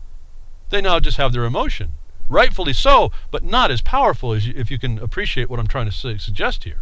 Lavoie Finicum's lawyer, the dead man's lawyer, how do you figure this out? How bizarre. Tells Lavoie's side of the story of the shooting, if you will, through that interpretation. I got that link. Then Vicki Davis came up, rest in peace, my friend. You are a true hero. I found nothing. The guy was innocent, folks. How much more of a hero do you need? I never know the man, don't know anything about him. I just have there's something about it, a summary execution, that's near and dear to me, folks. I'm here because I'm almost one of these victims, right? I'm here, I'm telling you, folks. I am here by a credit card thin gap. That's it. Credit card. This very same thing. Different, but same setup. I mean, point is summary execution. Now, so with all this other stuff going on, lots of people having insight. You need to, I think part of this and part of the links I put together give you this generic insight of somebody that's portrayed. It shows the violation. It shows this guy really wasn't anybody to worry about it. If you think about the Second Amendment being your right and their expectation that you could be carrying, they're not supposed to just shoot you that they are. Certainly not someone supposed to sneak up behind a car, take a pot shot, hit you in the hip and run away, to set the stage for some others to be able to say, oh yeah, I feared for my life. Feared for my life. On someone who's almost hip deep in snow, got his hands up. Almost looks like he's drawing fire from the car. Once he goes down, then they start shooting the car. Maybe he had the right idea and they just killed him, right? We got to shoot the people in the car now. I want to see the close-up pictures on that car, to tell you the truth, because the FBI did an interesting statement. They said, oh, that was just rubber bullets and some cyanide capsules. So you can believe them or you can believe reality, and that's going to take a little bit more evidence. I saw a summary execution. I saw no justification, even if they had thought they had justification to murder somebody on the street with an ambush set up in a so-called routine traffic stop. It stinks to high heaven just on the story if we didn't even see anything more. The video should answer for you. I'm not going to, you make your decision. I've made my decision. I made my decision when I heard how it was told to me. I didn't even need to see the video. The video confirmed exactly what I anticipated was why someone would do what they do, that knew to do better. Jordan Page. This guy's I don't know what you think about Jordan Page. He's a musician. He came up with the Ron Paul thing. I don't know his story at all. I just appreciate his talent. He came up within 2 days with a ballad to Lavoie Finicum. If you want to listen to that, I just threw that in there. People are moved by this. You ought to be. This is innocence being destroyed. I don't mean the childlike innocence, which might have already been destroyed, but I'm talking, this is innocence in people's actions and people's intentions and people's lives. This is a man of, I guess he says 50 kids that he brought into his home for, I guess, like child services type thing, foster care or whatever. I don't know. This is what I heard. This is the kind of this is ranching life. I mean, oh yeah, okay, he got 50 kids. He had 50 slaves. I know, that's when someone's going to come out. But no, anybody that knows these people, these ranchers, they really understand they're peaceable people, and ranching is one of those specialty things in production, isn't it? It's a whole different lifestyle in that. People are completely clueless. I know people who do that, and I'm clueless when I hear them talk. Farmers, real farmers. I'm clueless. I know how to grow, but I'm clueless to what production, that level of production is on land and how to really work it right. There's a special skill about that. It's inherent in people. That's why they go there. It's almost like they can't help it, in a way. Like a lot of miners can't help being miners. You just got to go dig dirt. I don't know what that is. So, and those people are protected in a way because they actually, that obsession actually works. when you leave it alone to make it work. They know better than we do. And really, when you look at the land disposal law, it's set up to do best uses. Not the best use, the new age best use. The best practices, they say. No, this is the disposed enjoyment and use. 2 parts to a possession. Not a mere utility, like a franchise to vote. Remember, I've been through all this. The enfranchisement of the heathen to civilize him, to stick him in the society, to control him. Production's outside of that. Now, I'm going to have lots of people to argue with me, but let's get down to the specifics, and I'll show you how to divine the line where you see certain court cases that came out. That was a violation too, because the farmer may not have had like the wheat farmer in 1938 starts with a W. Can't go. He made the wrong argument, and the court took advantage of that. That was a breach right there. But no one knows about this stuff. I don't know how I figured this stuff out. Here I am though. So, what's interesting now to show you, good intentioned people, got no judgment on, I told you my impression on this was I wish they would have set a better record prior to going in to show that the federal government has no authority in a couple of different ways. Make that record before you go do what you do. To anticipate the fraudulent documentation that would come against you that would abduct you from where you are on the land to a fictitious system. That it was very important to me what came up. I guess this is all I'm going to be talking about today when we get through this. I got so much more to say. I really sometimes just want to just keep going and just break up my archives down to whatever it works and have at it. But at any rate, I'm not wired that way either. Too much stuff. Ammon Bundy recorded a statement and delivered to those remaining at the refuge. It was put on a lawyer's website, his lawyer's website, his attorney household. And I want to read just the first paragraph. And this almost stunned me to see it. Not because it existed, but because of what he didn't follow it up with. And then I immediately went to what he didn't say to prove that he doesn't understand what he's doing. And his attorneys are allowing it, taking advantage. Here it is. And this is pivotal on what happened in our case. The case that you go look up and find the docket is Jefferson Mining District versus Kitzhaber in 2013. Jefferson Mining District versus Kitzhaber. You'll find about 3 links. Go to Justia, and you'll see all the parties. You'll see who was sued. You'll see I'm a party. You'll see it's a default. You'll see the judgment. The judge entered in and trespassed after he didn't answer quo war until if the docket exposes that. You aren't not going to get the documents. It's like that case has been sealed. Okay, that's just the way that is. That judge was caught. That judge was caught on this very question. I'm telling you, wasn't in Ammon's statement. Let me read the first paragraph. My message still remains: turn yourselves in and do not use physical force. Use the national platform we have to continue to defend liberty through our constitutional rights in an Article 3 court with an Article 3 judge. Period. He ends right there. I know there are no accessible Article 3 courts, folks. We proved it in our court case. So what's he talking about? He's talking the gibberish that he's picked up somewhere. He hasn't tested the waters and checked it out before him. He hasn't checked the battlefield out before he got there.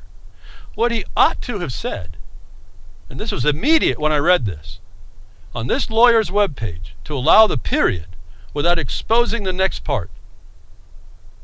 But we know the process issuing out of the indictment was from an other than Article 3 court. Shows that we don't have access to justice. Would have been a paraphrase of maybe what I would have added. That he knew that he was not processed by an Article 3 court. It is imperative to understand that his attorneys are allowing to pass as you believe he's waiting for an Article 3 court as being processed by an Article 3 court because he said so. It is a major deception right in your face. And let me prove it. And you'll get the links to this and anybody, and thank you to Gary L. for pulling this up. And thank you to Gary L. for working on this to really have anybody to understand these things. What's the remedy against this stuff he's asking, and we're kind of talking a little bit. And thank you I didn't have the time to get the documents. I always appreciate being able to go there and look real quick. Don't have the time to really study a lot of things, and I can't get into a lot of things I find is very fascinating, but I do appreciate having a knowledge. In fact, I've got a lot of tabs I don't talk about where I've had past emails. I just don't get to the subject matter. Fascinating disclosure if we just get to it, that I don't want to touch it without understanding it better, right? I want to give the better information. So let's go to the indictment. Now, Article 3 court with an Article 3 judge. Remember, I told you in our case, Article 3 court has to be convened before the Article 3 judge can preside or reside in that jurisdiction with the capacity of an Article 3 judge. And I told you we knew before going into our suit that we would get an Article 1 article, and other than Article 3 court, it'd be Article 1, Article 4, or it could be an Article 2. You don't really know. It depends on how they deal with it once you get there. And they would give us a senior judge or a magistrate, which are not. In particular, the senior judge, because they used to be. They've retired the commission of their Article 3 commissioning. They've retired that to be the senior judge. They're like the guy that we had, there's a fossil on the bench. He also happens to be a non-practicing bar member. He's a member and the trustee to the university system school that was the aider and abetter of the plunder against the people. This is a complete fraud and conflict of interest. But that's not what we focused on. We asked the senior judge, show us your commission. We know you retired it. You said so. You did that in 1992. You aren't an Article 3 court and an Article 3 judge. You couldn't produce the Article 3 court for it, folks, and I knew that. Why? Because the statutes say. The statutes at 28 U.S.C. 88 to 131 is where all your district courts are. And you'll look very, very, very carefully, and you're going to find there's only 2 district courts that are Article 3 courts. The rest are territorial or legislative courts. This is the sleight of hand. Additionally, you'll find out when you go try to get to those Article 3 courts, they're not really there either. An Article 1 or Article 4 bankruptcy court will answer you. And the actual Article 3 court sits in an appellate capacity, proving you live in an administrative life. And you have to go through that before you get to the Article 3 court, which is a violation to all producers, to show you how far off the law this has been for how long. Now, I know I'm talking fast, but this is how this works out. I'm streaming now, folks. I can't help it. Just comes out. That, we go immediately. Article 3 courts are district courts of the United States. And they're real slick about how they hide this in the statutes. Look at the order of the words here. District Court of the United States. That is designates an Article 3 court. You still have to qualify that it's actually convened, but at least if it's on the title, the District Court of the United States is on the title, you've got a better chance of being in Article 3 and a better chance that the judge is commissioned in Article 3 if he says he's in Article 3 or she is in Article 3. That's not proven until they prove it, and you require they prove it on a quo warranto, which we did, and they failed. They couldn't convene an Article 3 court. I'm going to tell you that there's no district court in any state other than 2. Oregon has no district court of the United States. It's Article 3. None. What they are, go look at the paper. The process is the paper. Go look at the title of the court. You're going to find what you all been hearing and what's on every judgment against everybody in federal court, against the Hammonds, against the Bundys, against the property owners down in Arizona, in New Mexico, against the Hages, against the 7 miners that went to the same court that the Hammonds in right now and got destroyed because that court will not look at law. We have all the proof, all the record. This is not even a doubt. And we know why. We got that sued now. We know why. The Hammonds in the same court. Those courts are, listen to the order of the words. The District Court of the United States is the Article 3 court by name generally. Though all these other courts are United States District Courts. They're not district courts of the United States. Their title is United States District Courts. That designates a territorial legislative court under other articles of the Constitution than Article 3. I hope you're following this, because Ammon's been put in Portland. It's a United States District Court. It's an Article 1, Article 4, it's an other than Article 3 court, and he's accepted process by pleading into it. And his attorneys did not challenge the status and standing and establishment and convening of the Article 3 status. They silently allowed this guy to say, I'm going to fight this thing in Article 3 court before an Article 3 judge and let Ammon believe he is. And because he believes and you all believe, then you think that's the fact. Now, I'm watching a felony going on here. I'm watching treason going on here, folks. Treason is to make war on the United States. That's as simple as it is. These people are making war on the laws of the United States. They take advantage, they take opportunity, and they're all part of a clan, a gang, organized criminals. Go watch the process, folks. I was shocked away. He talks about Article 3 courts, Article 3 judges, and I knew he was already in Portland. And I know we made extra filings in our case to try and get a court to convene in Article 3. We addressed the chief judge who was in non-feasance to do so, folks. This is fraud on its face. This is the same terrorist judge that allowed the terrorist to read a book and exonerate herself with the same sentence as Hammonds for using their pertinent right to property to backfire to protect their property as an arsonist. The writings here, if you're watching this kind of TV, folks, it's fascinating reality TV. I'm talking to you, folks, it's immediate. When I saw his statement, I've never seen the declaration of going to an Article 3 court, an Article 3 judge on any attorney's website. I said, the fix is in. And sure enough, you go to the proof, the process of what court just got them to work through. And it was a magistrate judge, an administrative judge in an other than Article 3 court that has admitted them into that jurisdiction, and the attorneys gave nary a peep. But they come out and say, we're in phase 2 now. Let's use the national platform, and it's an Article 3 court because that's what Ammon wanted. And he's not knowledgeable enough about the Constitution that he purports to understand, and the system that's come up underneath that to understand he ain't getting and may not be able to get. We proved he can't get it. As what I was telling him before, read our case, understand what it is before you think you're going to get involved with these people that are going to put the wrong process on you and pretend it's correct. I hope I'm not going too fast on this, folks. This is critical to understand. The overarching oppression is this thing, and it's a part of it. It's right on the paperwork. You don't have to go anywhere. They put the first one under seal. I got the link for that, and then they brought out the one that they actually filed 2. The dates on them are all screwed up as well. 2 days different, inverted timing. The one under seal is a different day than the one that got put in, and they were done within a few minutes. I don't know how that works, but at any rate, the one that was redacted actually just took out their birth dates. The one that came out from under seal had all that redaction taken out, and you have to understand, your birth date is important, notwithstanding they don't ask for your birth certificate. That becomes part of the record they go get. That's a fraudulent creation of that straw man you all talk about. That's easy to deal with. Easy to deal with. Everyone makes such a big deal about this. I told how to deal with that. I'm not going to touch it right now. Point is that Ammon thinks he understands the Constitution, and I'm telling you his proof that he doesn't, and he's going to go down. Now, I'm not judging him. I want someone to go tell his father, if he still has his father he can talk to. I understand there may be some little friction going on. This is how they divide it all up. His father has been told the judgments against him are on Article 2, Article 1 court, Article 4 court, and they're invalid, and they haven't moved on it either.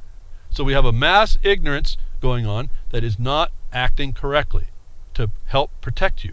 You have it to do. I'm saying you can't be quiet on this stuff. The presumptions are against you. When they go in and they agreed to arrange the court to be an Article 1, Article 2, other than Article 3 court, they have consented and waived, by rule, this is how the occupier does it, waived their rights underneath the Article 3. That's fixable, but for the most part they don't understand that, so it's not going to happen. And when you go to do that, they won't. Again, we have a chief judge, supposedly an Article 3 judge in a district court of the United States, who is in non-feasance. That's a fraud by non-action of doing a duty that's owed. And the duty owed to a producer is that relationship of grantor-grantee, trustor-trustee, not person, not user, not legal entity, not individual, but a different style relationship that they're obligated to protect, that they're not. And they is the legitimate government to protect, but you're not looking at a legitimate government. You're looking at one under private international law. that secreted itself upon the land and converted everything in front of your face. So much so that all the people that read the Constitution don't even know what they're looking at, and they don't understand the most basic legal process to understand that they've been duped. And I'm telling you, they're duped, and they're dupable just like all of us. And I think I see an answer to expose a bigger problem that I think is being swept under the rug. And I can tell you, folks, when I read this and knew right what it was about, and I understand what our case did, this is a case that's attempting to attack what we proved in 2013. They're trying to disprove that by pushing us down. There is no Article 3 courts available to us. We proved it. We found the Article 3 court at a federal circuit court that has nationwide jurisdiction under Article 3. Oh, wow, look how they handled that one. That's clean. But guess what? When we got there, their court looked at it and said, we got nothing to look at here. Why? Because our process was done by default. There was no issue anymore. The contrary party, the defendant, had agreed to the principles laid out in the claim. The harm that was laid out. They agreed. There was nothing to review when the two parties agreed by default. And the court, we have an order from the Article 3 court saying there's nothing before that court, confirming the default's perfection. Where we had malfeasance and nonfeasance and there's another feasance, misfeasance, actually, there's 3 of them, in the clerk to fail to do the law. This is what you're facing when you go to the court. So no, you can't use the courts. What you do is you out them for the crime that they are against you. And it's that easy, folks. I know I just said a whole lot, but it's that easy. Now what do? Wow, that's a bigger question. Enforcement has always been an issue, isn't it? That's an issue. That's a real issue, the enforcement. And the courts, no matter at all, were ever actually put in the placement of collecting judgments. That's back to you. And so our agreement to be a nation, if you will, that the organic documents of which said that the government is to protect property, with the capital R rights, has been usurped and infiltrated, is our responsibility to throw out. As I said to you over and over. Now here's an object lesson right in our face. A big deal. I'm watching you. I'm telling you. We have an insight on the correct way. We have an insight on how it's being steered off the tracks again. And I am explaining to you that when they do that, it'll come under the banner of an Article 3, and it's not. And everybody will go, oh, well, I guess he got his due. No, they got extortion and conversion and treason on them, and no one says anything about this. Now I am to you. They didn't want to go there, and so we have this void in the record over all the fraud and crime and treason that we proved. It's a self-evident case, folks. We sued the system that was going to tell us that they were going to deny us for the breach of trust that would be. And they did it. I get excited at that level. I didn't realize it was that slick a deal. I figured it was, but you don't know until it... when you turn the engine of something, you don't know what kind of a deal did you get when you finally get it going. And then it started purring like a kitten, and I didn't buy a kitten. But the purring sounded pretty cool.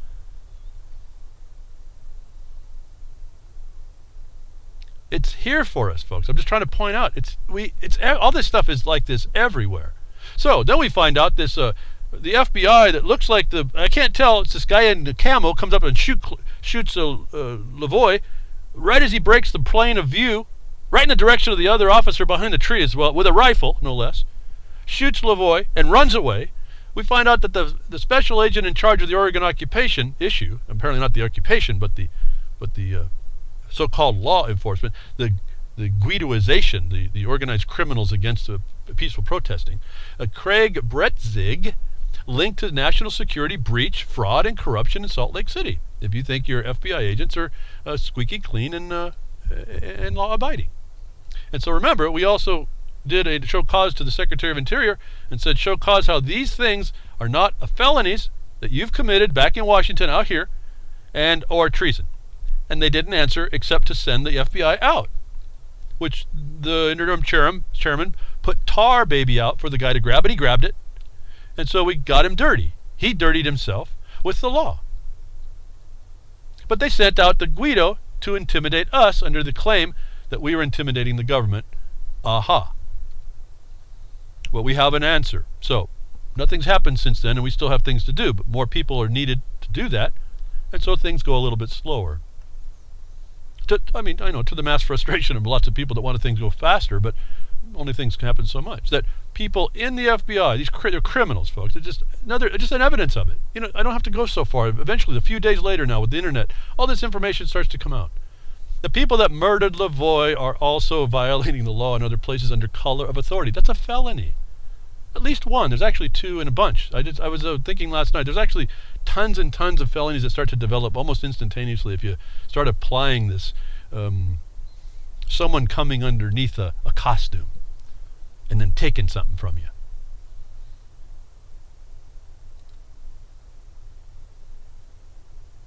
So what have we been talking about here?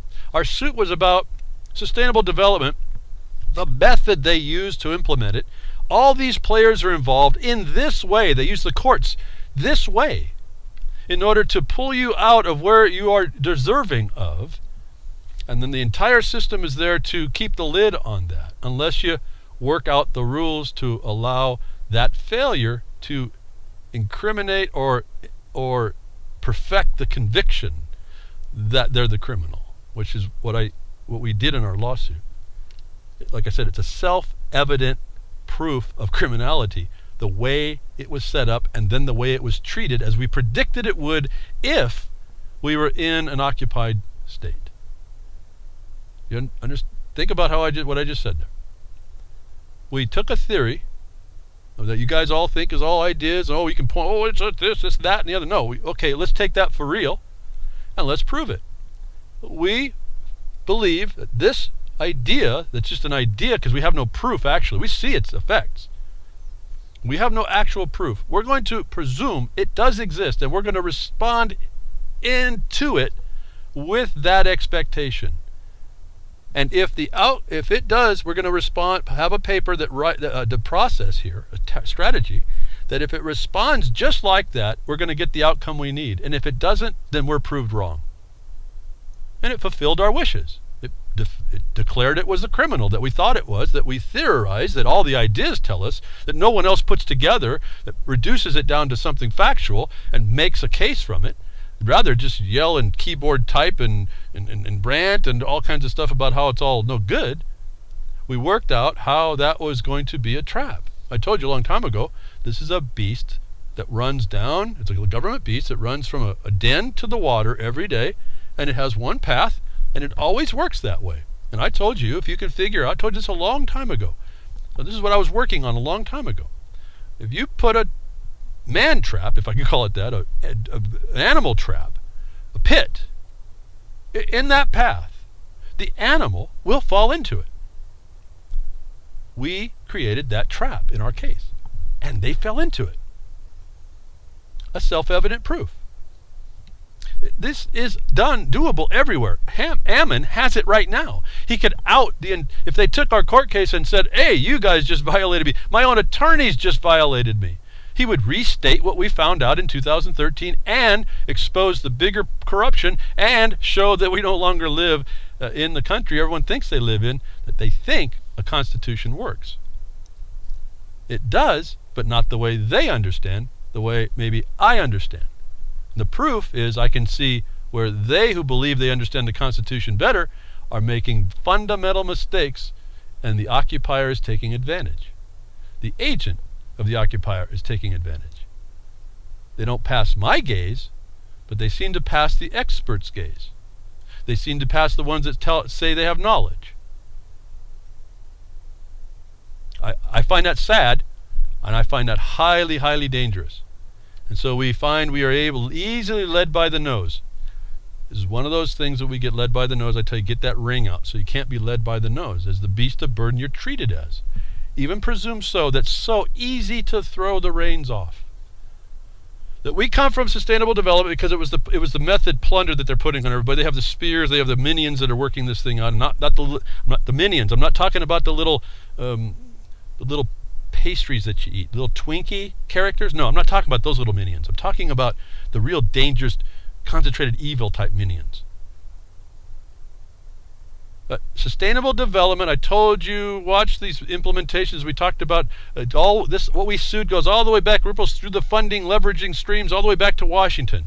All that agency stuff goes right up to the unqualified one's office. And he's the one that commands a lot of this stuff. And sure enough, Obama announces $1 billion to 13 states to build climate-resilient communities, and gets told off on Twitter. Yay for social media, but that's not good enough.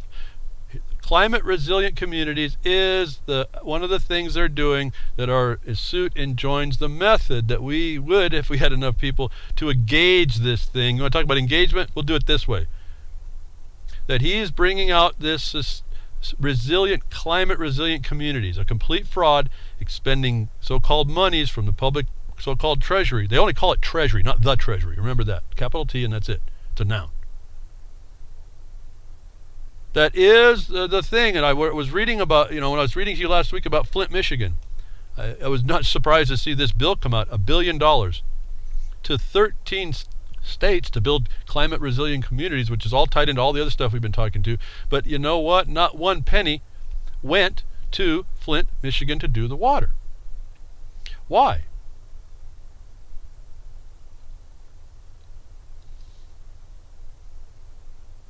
Why do you think, folks? What did I tell you? I said Flint, Michigan's probably already on a program. It's probably already, I said, like, the Detroitification is the effect of this newfangled imposition upon our lives. That the Flint water system is probably involved in a project already inside sustainable development. And sure enough, it came up that was the fact. And I'm trying to remember now where the story went. I don't think I see it here. Excuse me for a second. I went right over as I was thinking about what's coming down the pike. I forgot to see if it was here. So I'm going to tell you about it, notwithstanding the fact I can't find it. Flint, Michigan, in a little story, I just marked it too. Where the heck did it go? I wanted to read it from you because there's a paragraph in the bottom of the story. And it essentially, I'll get the link out later. It says that they moved the water system in preparation for the regionalization of the water supply system. And if you missed the term regionalization, you're missing it, folks. They are doing a sustainable development inclusion. That's why no money had gone there, because it's already been there. You're literally watching the Detroitification of the whole country as an example. I told you it would be exampled through the Detroit, Flint, Michigan, all that Michigan area. It's regionalized supply of water. That's public-private partnership. I think something happened. They ran out of something because they had a supply that was coming from Detroit. In fact, it turns out that Detroit was going to give them like a 40 or 50% discount to keep them on proper water.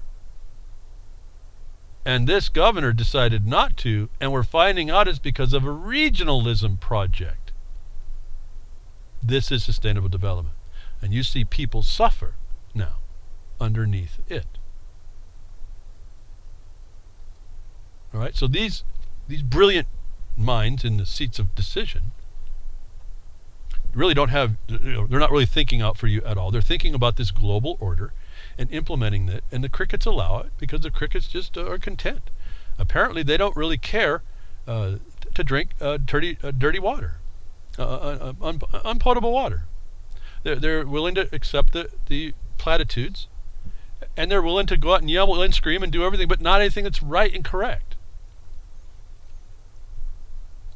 While a place is being regionalized. This is the thing. And I told you that. I said the week before. I said, I wouldn't doubt that we're going to find that it's already there. And I said, this is going on across the country. Let's get to the so-called pollution, the potability side. I said, you're going to find more and more and more cities coming up with now admitting this is a problem. And look at what happened last week.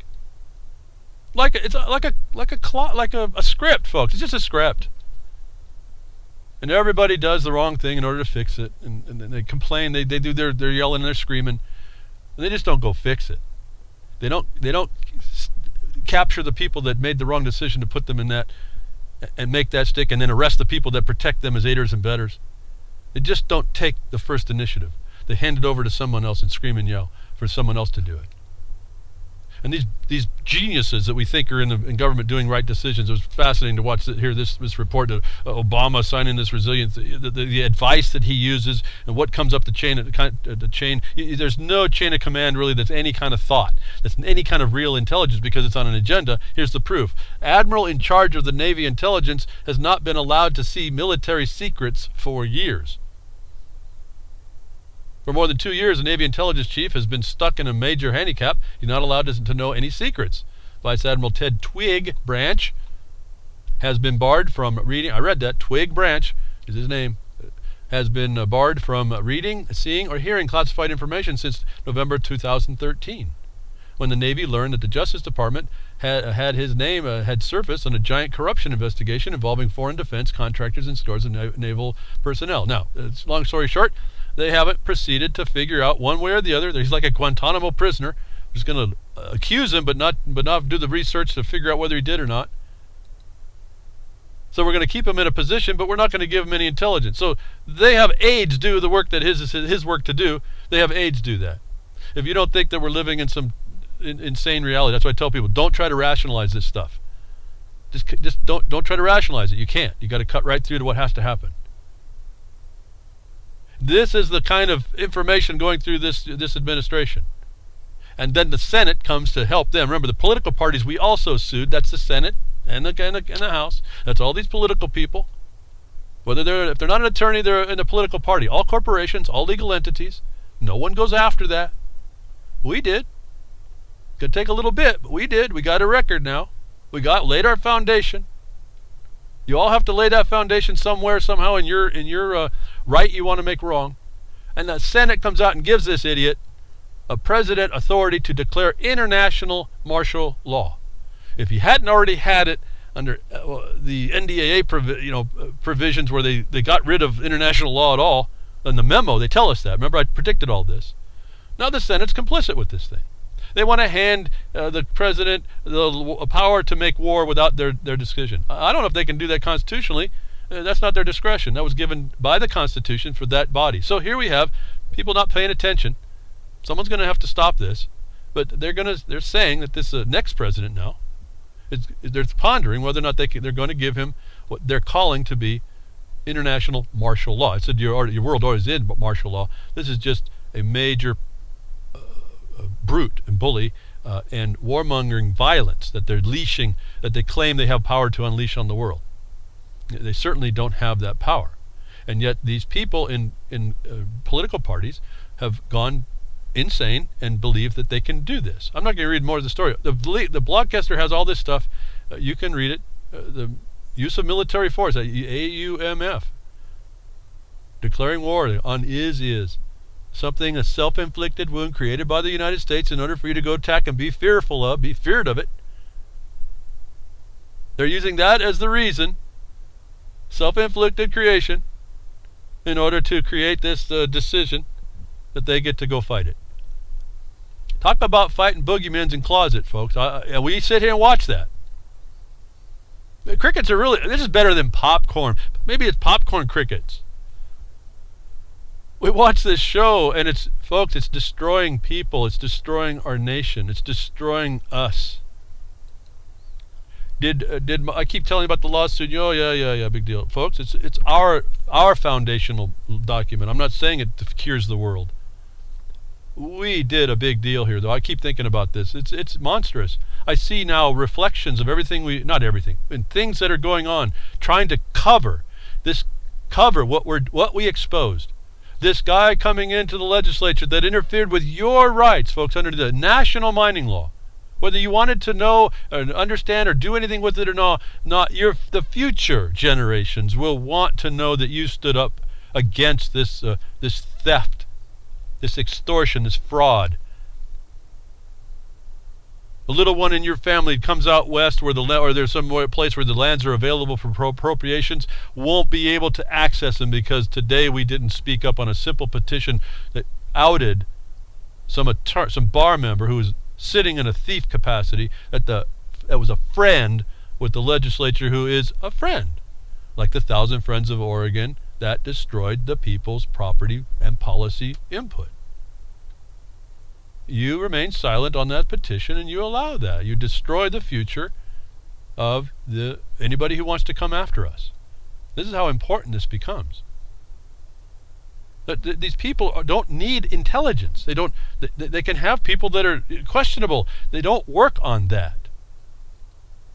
The Senate's going to supposedly give authority to declare international martial law, in quotes. Come on, when are we going to get real with this? At that point, I start to think I'm stunned about why do I even have to say this? Why do we go off and do other things than what we have to do? Why do we, when it comes to us, the guy that takes the mantle of waking up a county, it does it wrong. I say he's doing it wrong. I'm saying he's doing it wrong because I see what he says and then I see what he did. And I know I have a foundational case that I'm a party to. Record, no opinion. But the same people that have done this illusion are the ones we claim did do the illusion and agreed. I'm beyond opinion on this. He has done incorrectly, if I can maybe soften that up. He's done wrong on his belief he's been doing right. That's crickets, but this is probably the most serious one because it's going to lull a whole lot of more people into being crickets. The point is lost. Now, I can only give what I could give. I still have an insight. I still have a voice. I still have who knows what comes up in the future. I'm talking with people to figure out maybe how we can help make sure the information's available, whether or not it'll be accepted, to amplify what we did in 2013. The Ammon case is actually that case. If you read what they did, you read the indictment, it's pretty poor. I think it's a throwaway indictment. They'll get who they get. It's like the 7 minors. They got them all completely wrong. They got them. I know in 3 of them we were doing the law. We were submitting the law. The court would not agree to that. They wouldn't agree that there was no authority in the agency and had no authority. It's complete plunder. This is what they're facing. But see, at that time, this is how we started figuring things out as well, didn't quite get the idea yet about that Article 3 problem, that Article 1 problem. So this is how you do it when you learn. We haven't been successful in everything, but we've learned by what we found may have been a mistake. Ammon hasn't done that. Ammon wouldn't take wise counsel, if I can say it that way. Not my opinion. I said refer to this case, not me. I'm just a piece of it. I just happened to be the guy who had to research the point and the strategy and work with the other guy that worked the strategy and the crew, the whole assembly of Jefferson Mining District, to work out that we could work it out. That's all we are. And apparently we worked it out. And now it's for people to pick up as a baton, if you want to go beat people with it, or as a stepping stone to fortify the next position that Ammon can do right now. And my mind starts to wander here. There's so much to talk about on this. I want to go talk about it, but I know I can't. It's useless to talk about all these conditions until we solve the root problems. And solve is a funny word, but until we at least arrest it. I think that's the bottom line. In fact, there's another court case, and thank you to Cowboy Tech, and I don't have this link. Maybe Cowboy Tech can put it up. He sent he sent me a video about someone in West Virginia, and excuse me for not knowing their names. Oh, Hudock comes to mind. A guy that's worked out. You listen to what they did after 30-6. You go at the video 30 minutes in, 6 seconds beyond, right about there, and I couldn't tell you that I wasn't talking, folks. And I realized they went their certain way, something we decided not to go the way they ended up focusing on. We picked up what they did on the backside of telling the federal judge that he gave too much power to a state that was a corporation. So I got to the corporation issue through 1953 in a backwards way. It wasn't our first approach. I didn't want to approach it that way. That they went right at the corporation status of their state. Now they have a different view, and I think they've done couple things that they had to alter. But for the most part, you hear someone who starts to get in their face, and they had the same response that the courts had to them, but they didn't know how to kind of get around that. But you get into about 30 minutes into that little video, and I couldn't tell really, for the most part, in generality, the words coming out of him would be some very, very close to the words that you hear coming out of me. In other words, he came to the stinking abyss. We stand shoulder to shoulder. We saw the same stinking abyss, and the response, the utterances are the same. It means you're two witnesses looking at the same thing. It has to be at least a fact in law between the two of you. We are not speaking too much different. Our approach, our path was slightly different. It came to the same conclusion. It came to the same response. They don't quite know how to deal with that a little bit. And this was back in July, and I don't know what's happened since. My point is here, folks, there's another group of people in 2015 that addressed a slightly different thing than we did to out the usurpers. And their complaint was our complaint. We don't have enough people helping in the enforcement side. It's fascinating to watch the mirrors of response. It's really it's cool at one level, it's terrifying at another. And yet we are sitting in a position of certainty nonetheless. Is pretty empowering. And I'm going to say, well, I was going to not say it, but I got one more. We're running out of time, but I got to get past this story. Because I keep running up here. This is as far as I get on my tabs. I keep getting to this guy's story, and I want to move it on because I want to get to this resilient cities nonsense. And this is why I wanted to push through, as I was just thinking about it. So excuse me for jumping really quickly here, but judge orders U.S. landlord to learn Islam. Judge, this is a bar member ordering someone to associate with a religion that's not his to be more acceptable, inclusive of the Islamic religion. I'm not making a judgment one way or the other, but this is a bar member bringing on diversity, isn't he? And this is part of the resilient climate network thing that the Obama's put in. This is what all this it helps to fortify. A judge has ordered a landlord who was involved in a dispute with a Muslim tenant to learn Islam as part of her punishment for a fight in which the renter was pushed down a flight of stairs, prompting a legal analyst to describe the action as a constitutional outrage. I won't read more. This is the imposition of the usurper of its foreign policies. Violating the Constitution at levels, violating criminal law, violating the process, because there is none actually.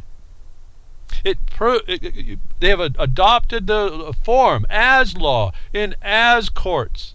It's not even admiralty, you guys making this all up for yourself.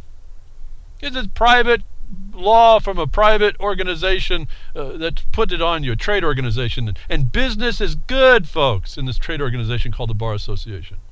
Business is good. I can get this, I don't care, you can hit it at the corporation if you want. It's not the only way to get it.